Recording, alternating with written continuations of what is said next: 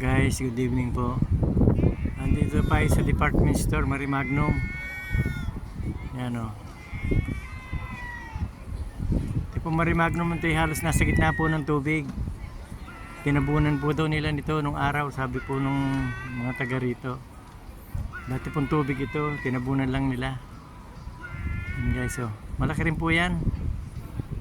Sa atras, malaki po sa huli, sa likod yan. Department store po loob niyan, mga restaurant guys. Ano.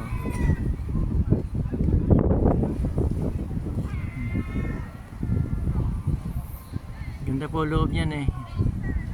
Ano. Ayan.